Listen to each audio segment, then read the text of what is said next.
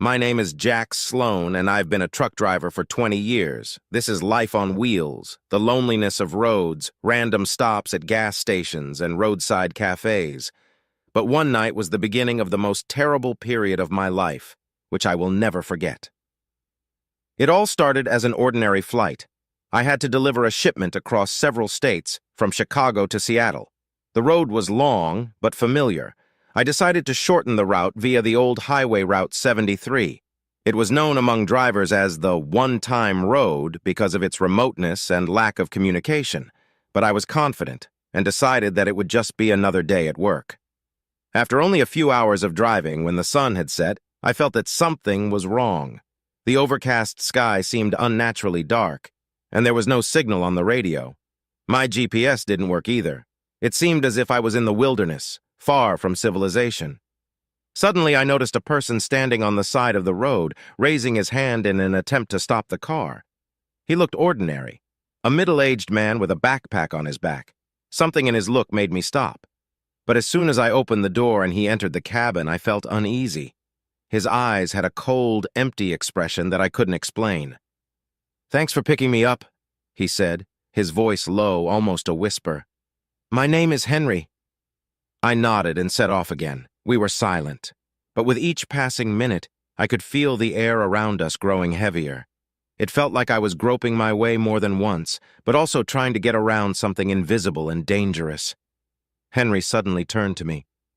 "Have you ever heard stories about missing drivers on this road?" Henry's question caught me by surprise. I didn't want to engage in small talk, especially on such topics, but his voice made me listen. He continued without even waiting for my answer. "It is said that drivers who take this road often disappear without a trace. Some cars are found abandoned, but the drivers themselves are not." I shrugged, trying not to sound worried. "Just rumors. The road is old, and not all drivers have experience on such tracks." Henry leaned forward a little, his eyes shining in the twilight. "Maybe so. But there is one story I heard from the locals. Once on this route, a driver named Tom was stopped. He was known as an experienced trucker. Once he went on a night flight and did not return. All they knew that he was driving on 73rd. After a few days, they found his truck, but there was no one. Only the cab was covered in blood, but there was no sign of Tom." A cold chill pierced me.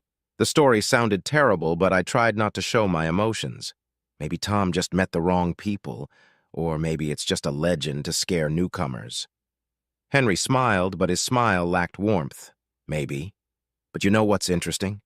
Before he disappeared, he picked up a fellow traveler. No one knows who it was.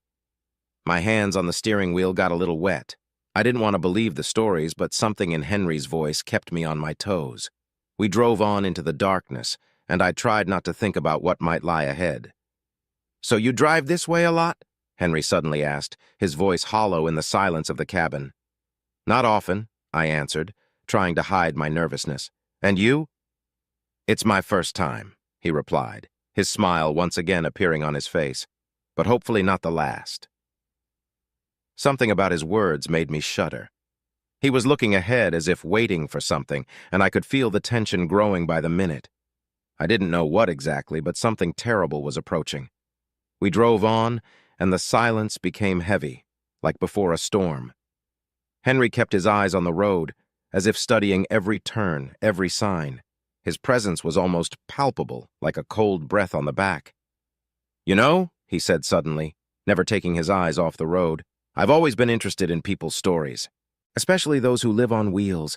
Everyone has their own story, their own fear. Sometimes the greatest fears hide not in the depths of the night, but inside us." His words made me swallow nervously. I didn't want to get philosophical, but something in his words touched me. They sounded like he knew more than he was letting on, like he wasn't just a random fellow traveler. "You're right," I said, trying to keep my cool. "Everyone has their own fears. For example, I'm afraid when the road is too quiet. Like now."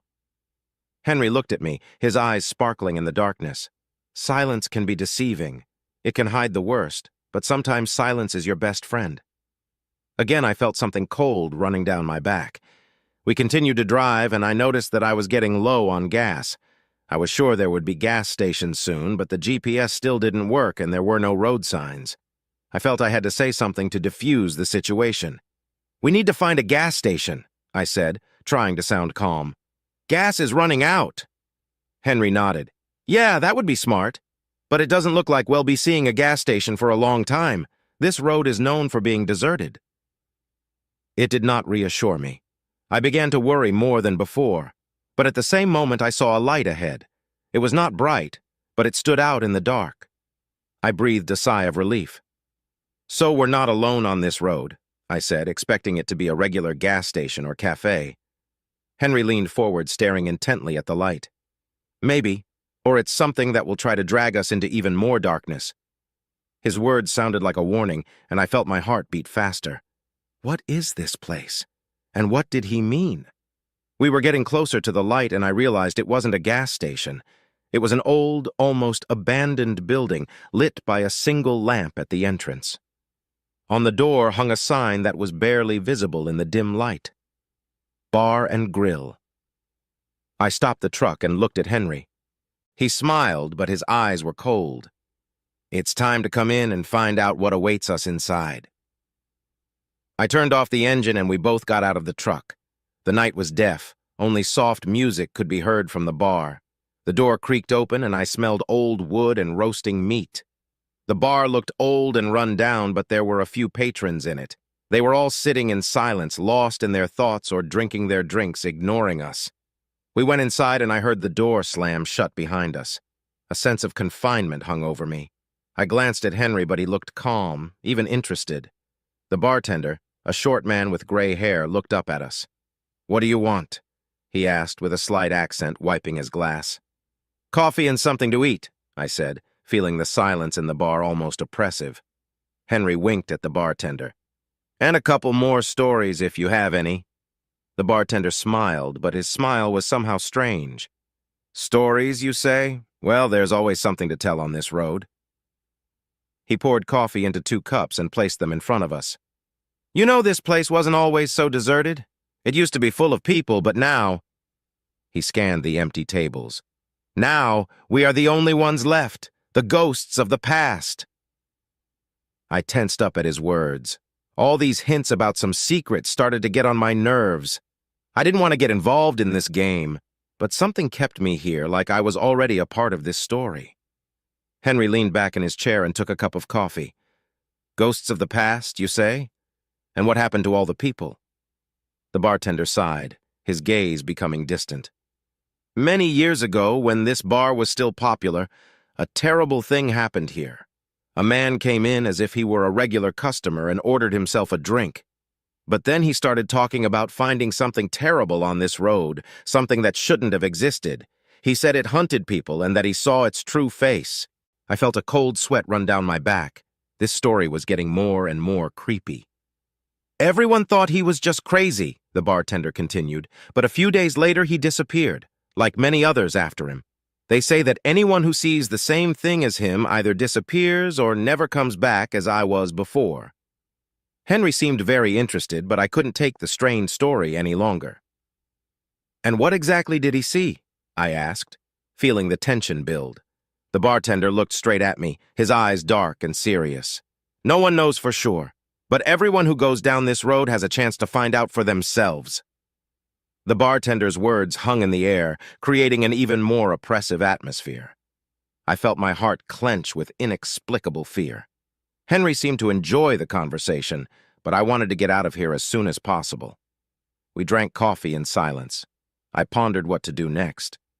My truck was about to run out of fuel, and this place didn't look like a good place to fill up, but going further wasn't the best option given everything I'd heard. Henry put his cup down and looked at me. "Well, Jack, what do you think? Shall we continue on our way, or stay here, waiting for the unknown?" His words sounded like a challenge. I hesitated. This decision felt like a choice between 2 terrifying paths: to stay in this bar full of spooky stories, or to continue the path into the night that hides its secrets. But staying here with Henry, with his strange behavior and fondness for scary stories, was too disturbing. "We need to move on," I said, trying to hide the uncertainty in my voice. "Maybe we'll find a gas station or just a safer place to stop." Henry nodded and smiled, but there was that cold glint in his eyes again. "As you say, Jack, but be careful. You never know what's in store for you on this road." We got up from the table and went to the exit. The bartender looked at us with a mixed expression on his face, a mixture of pity and warning. "Take care," he said when we opened the door. Stepping outside, I felt the cold night wind refresh my thoughts. I needed to be free of this strange place and this even stranger companion as soon as possible. But when we got to the truck, something changed. I noticed that one of my tires was flat. "What the hell?" I exclaimed, surveying the damage. It wasn't just a flat tire. It looked like someone had deliberately slashed the tire. Henry came closer and looked at the tire, remaining calm. "It seems we've run into some unforeseen trouble. What do you think it was? An accident, or is someone trying to stop us?" His words made me sick. I couldn't believe this was happening. All I wanted was to just do my job and get to my destination. But now we're stuck here in the middle of the night with a flat tire and no clear plan of action. I began to think about what to do next. We could have tried to call for help, but with the GPS and radio not working, that was unlikely. There was only one thing left: to stay in the bar for the night and wait for the morning. "Got back to the bar and spend the night there," I said with a bitter sense of defeat. "We'll try to sort it out in the morning." Henry didn't object, just nodded. "Okay, Jack, but be careful. This night is far from over." We made our way back to the bar, and I felt more and more tense with each step. The bartender looked up when we walked in and immediately knew something was wrong. I explained the tire situation to him, and he nodded in understanding. "It happens," he said calmly, as if it were something common on this road. "We have several rooms on the second floor. You can spend the night here." It wasn't the best option, but it was the only one we had. We climbed the stairs, and I could feel the old wood creaking under our feet.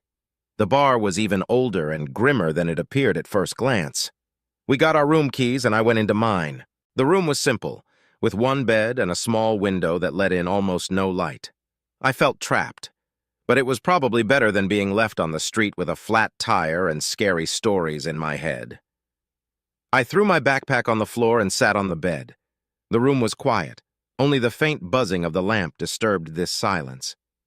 I took off my shoes and decided to lay down on the bed, trying to rest. But my thoughts did not give me peace. What is this place? Why is everyone so weird here? And why is Henry so fond of these spooky stories? I tried to sleep, but I couldn't. Every sound seemed suspicious. Every creak seemed threatening. Suddenly, I heard a soft knock on the door. I froze, not sure if it was my imagination or if someone was actually knocking. The knock was repeated, now a little louder. I got out of bed and crept to the door, trying not to make any noise. I slowly opened the door. Henry was standing in the doorway, his face serious but calm at the same time. "Jack," he whispered, leaning closer. "You should see it. Something strange is going on down there." My heart pounded in my chest. I didn't want to go, but something in his voice made me comply. We slowly made our way down the stairs, and I noticed that the lights in the bar were dimmed. Henry led me to a small room at the end of the corridor that I hadn't noticed before. He quietly opened the door, and we entered. The room was semi-dark, but I could see at once that it was a warehouse or a utility room. Various things were scattered throughout the room: old furniture, boxes, some incomprehensible objects. But the scariest thing was that on one of the racks I saw something that looked like people's personal belongings: wallets, watches, phones. "What is all this?" I asked, feeling my fingers grip the doorknob. Henry silently walked over to one of the shelves and picked up one of the phones. He turned it on, and I saw a picture of a man and a woman on the screen. Henry looked at me. His face was cold and serious. "These are things of missing people," he said. "Those who drove this road and never came back." I felt a cold sweat break out on my forehead. I was filled with horror. Who was this bartender? What's going on in this bar? And what did that mean for us? The room grew even quieter, and I could feel the pressure of the situation building. I could not believe that we were standing among the belongings of missing people. These weren't just scary stories. They were reality. My thoughts were racing, and I couldn't find a logical explanation for what I was seeing. Henry calmly looked at the shelves as if they were a museum and not evidence of something terrible. "We have to get out of here," I whispered, trying not to break down in fear. "This is no place for us." Henry slowly turned to me, his face still. "And how do you plan to do that? With a flat tire and no communication?" He went to one of the wallets and opened it. "There's more to this than just coincidence, Jack." I felt panic rising inside. We were trapped. I quickly looked around the room, trying to find a way out or something that could help us, but there was nothing useful. "We have to find a way to get out of here," I said, trying to stay focused. "Maybe we can use one of the cars in the parking lot. Even if it's old, we can go." Henry nodded, but his face remained unmoved. "Maybe, but first we need to understand what's going on here." He looked at me with an expression bordering on curiosity and coldness. "Don't you want to know who's doing it? Who's to blame for all this?" I was furious. "Henry, this is not the time to investigate. We have to get out of here and contact the police." He looked at me, his gaze piercing me to the bone. "What if I tell you that I've already applied, that the police know about this place but don't do anything?" My heart sank again. It sounded incredible, but something in his words made me believe it. Maybe they were part of the conspiracy? Was something else involved? I took a step back, trying to find some support in the wall. "What are you saying? That this is all planned? That we're just another victim?" Henry took another step towards me, his voice almost a whisper. "I don't know for sure, Jack, but I do know that we can't just run away. We have to find out what's going on and who's behind it all. If we don't find out the truth, we won't be safe anywhere." My body shuddered with fear. I didn't want to stay here another minute, but I realized that Henry was right. If we just run away, we'll always be looking over our shoulder, not knowing if this mystery will catch up with us. I sighed and nodded. "Okay, but how do we find the answers? We don't have much time." Henry smiled, but his smile was cold. "We need to talk to the bartender. He knows more than he's letting on. And we need to find other clues that might be here in this bar." I nodded, though my fear and distrust of Henry still remained. We had to act quickly and carefully. Time was against us, and every minute could be decisive. We decided to go back to the main hall of the bar, but we had to do it carefully. I didn't want to attract too much attention from the bartender or the other patrons, if they were at all in cahoots. We quietly left the utility room and headed down the corridor, carefully listening for every sound. Approaching the hall, I noticed that the atmosphere was no less depressing than before. The bartender stood behind the bar, wiping glasses as bartenders often do in movies. He looked up at us, and I felt his cold eyes on me. "Are you all right?" he asked with a hint of sarcasm in his voice, noticing that we were alarmed. I tried to remain calm and natural, although my thoughts were far from calm. "We just wanted to see if you had the tools to repair the tires," I said, hoping it sounded plausible. The bartender smiled, but it wasn't a friendly smile. "I don't think they will help you in this situation, but you can try the warehouse where we keep some things." His words made me wary. Did he know we were already in stock, or did he just sense something was wrong? I looked at Henry, and he just gave a slight nod, letting me know that we would continue the game. "Thank you," I replied, trying to sound confident. "Maybe we should take another look." We were about to leave when the bartender suddenly raised his hand. "Wait a minute," he said, his voice softening a bit but still wary. "You know there are certain rules on this road, right?" I stopped in surprise. "Rules?" I asked, not understanding what he was talking about. The bartender leaned against the bar and looked at us with a slightly mocking expression. "Those who travel this road must remember one rule: never go beyond what you are allowed to see. Otherwise, you may find what you do not want to know." His words sounded like a threat. My heart beat faster, and I realized that the bartender knew more than he was letting on. He may even have been involved in all of this, but we couldn't just leave. It was necessary to understand what was happening and who was behind it. I decided to go all in. "We just want to get out of here," I said, trying to sound determined. "If you know what's going on this road, tell us. We don't want to be dragged into something that doesn't concern us." The bartender looked at me with a mixture of pity and cold curiosity. "You're already hooked, friends. When you stopped at this bar, you crossed the line, and now you're part of a game that's always been here." My heart froze. Game? What other game? I was about to ask a few more questions, but I suddenly noticed how several other patrons sitting at the bar started looking at us. Their eyes were empty, emotionless. It looked like they were waiting for something that had to happen. Henry approached me and said quietly, "Jack, we better go back to the rooms. We don't know what's going on, but I think we'd better be careful." I nodded, feeling something change in the air. We slowly backed away and walked towards the stairs. The bartender continued to watch us. His smile appeared on his face again, but it was already cold and threatening. We went up to our rooms and closed the door. I sat up on the bed, feeling my nerves stretched to the limit. Henry sat down next to him. His face was serious. "We have to find out what's going on," he said quietly. "But it must be done carefully. This may be the last night when we can make a difference." I looked at him and felt my despair rising. We were trapped in a scary place where the rules were dictated by others, and we had no time to delay. As I sat in my room, I could feel the weight of the unknown and fear growing. Henry was right. We needed to act carefully but quickly. I tried to gather my thoughts and understand what to do next. Everything looked like a trap, but we could still try to find a way out. Henry walked over to the window and looked out at the empty parking lot behind the bar. I also approached and saw how the darkness of the night engulfed everything around. This place seemed isolated from the world, and we found ourselves here all alone. Henry turned to me, and I saw determination in his eyes. "I think we have to find a way to get out of here now while we can," he said. "Maybe we can find some keys to the other machines or try to find some help." I sighed, trying to hold back my panic. What if this place is really enchanted? What if all these people disappeared here because they were trying to escape? Henry put his hand on my shoulder. "I don't know, Jack, but we can't just sit around and wait for something to happen to us. We have to act." His words were logical, but it did not remove my fear. I nodded and started gathering things that I could take with me. Henry also got ready, and we decided to try to find a way out.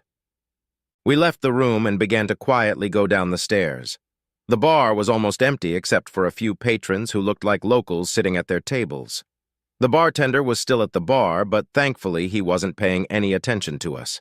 We went out into the parking lot and approached several cars. I tried to open the doors, but they were all locked. Henry found a crowbar in the trunk of one of the cars, which was a little strange. We decided to use it to try to open one of the machines. Suddenly, I heard a sound coming from the side of the bar. I turned around and saw several people exiting the building. They were walking towards us, their movements slow but sure. I felt my heart beat faster. "Henry, someone's coming," I whispered, trying not to panic. Henry turned and saw them too. He stood up and took the crowbar in his hands, ready to defend himself if necessary. I retreated back, trying to find some weapon or defense. People were coming closer, and now I could make out their faces. They were emotionless, with cold, empty eyes. It looked like they were programmed to do something. I felt a chill run down my spine. "What you want?" Henry shouted, trying to buy time. One of the men stopped and looked at us. He was older, with gray hair and wrinkles on his face. His voice was soft but clear. "You broke the rules. Now you have to answer for it." I felt my fear turn into panic. We were trapped, surrounded by people who looked like zombies. I didn't know what to do, but I knew we had to get out of here. Henry gripped the crowbar and stepped forward. "We don't want any trouble," he said, trying to sound calm. "We just want to go." The old man smiled, but it was a cold, joyless smile. "No one leaves until the game is over, and the game has just begun." I felt the cold run over my skin. It was more than just fear. It was a terror of the unknown, of what might happen. I looked at Henry again and he nodded, making it clear that we had to fight for our lives. And then, something strange happened. People started moving towards us faster. Their movements became more aggressive. Henry swung his crowbar, ready to defend himself, but I could see that there were too many of them. We could not resist them all. I gathered all my strength and ran back to the bar, trying to find some other way out or to defend myself. Henry ran after me, and I heard him yell, "We can't give up! We must fight!" We jumped inside and closed the door, trying to find something to protect us. The bartender was standing behind the bar, looking at us with a slightly mocking expression. "The game has begun," he said, raising his glass as if to welcome us. "Now you have to find your way." My heart was beating like crazy, and I didn't know what to do next. But one thing was clear: we were trapped. and our lives depended on whether we could get out alive. The bartender remained calm, as if watching a show that he himself had organized. I felt the adrenaline rush through my body, making me think faster. Around us were several chairs, bottles, and objects that could become weapons, or at least some kind of protection. I snatched a heavy glass bottle from the rack, and Henry picked up a wooden chair. "They won't stop," Henry said, breathing hard. "We have to find a way out." I nodded, looking back at the bartender.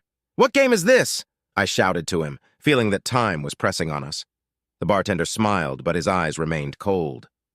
"This is a test of survival. Those who come out victorious stay alive. Those who lose—" He shrugged as if it was insignificant. "Just disappear." My heart sank. It was crazy. But it was clear that this man was convinced of his words, and now, looking at us, he enjoyed our fear. "How do we get out of here?" Henry said, feeling like we were running out of options. The bartender leaned forward, a sinister expression on his face. "The only way is to pass all the trials.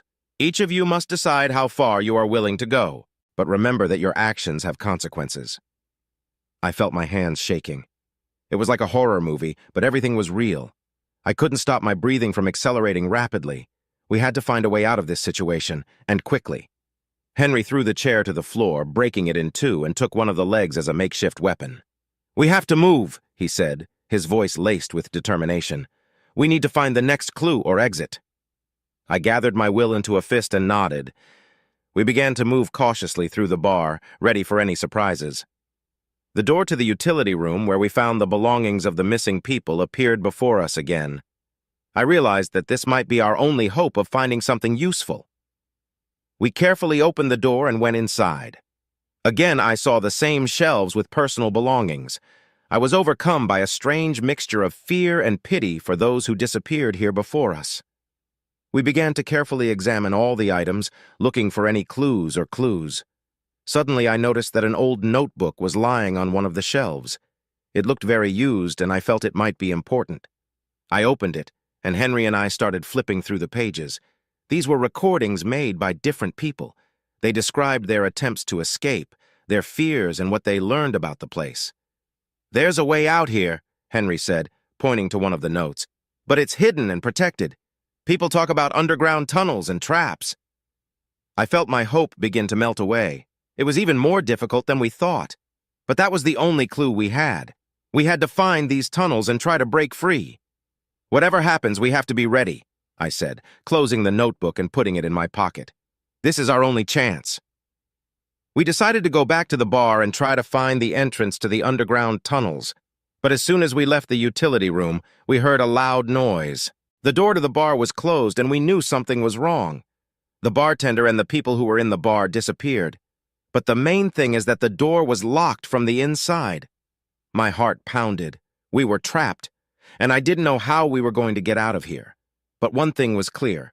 We must act quickly and carefully, otherwise we could become the next to disappear in this eerie place.